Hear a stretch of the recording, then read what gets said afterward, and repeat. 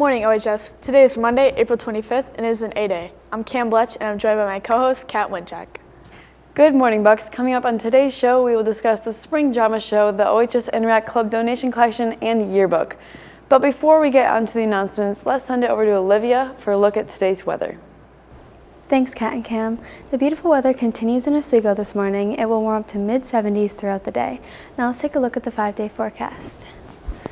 It will stay sunny all week, but temperatures will cool down into the 50s and 40s. That's all for today's weather. Now let's send it over to Kat and Cam for the rest of your announcements. Thanks, Olivia. Cam, are you excited for the week ahead?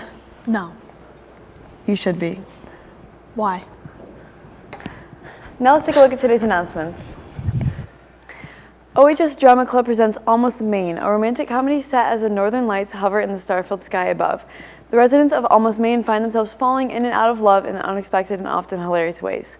This production is free to the public, however, suggested donations to the Drama Club of $10 adults and $5 students are gratefully accepted.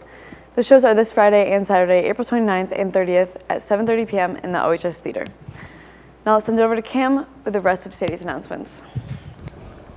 Thanks, Kat. The OHS Interact Club is collecting old blankets for animals in the Oswego Animal Shelter. Donations can be brought to Mrs. Orr or in the counseling office and are due by the end of the month. Have you ordered your yearbook yet? If you have not, there are still a few remaining pre-order copies available. Order forms are outside the TV studio, room 140. Cash and check payment are acceptable. Checks can be made out to the OHS yearbook. Each book is $70.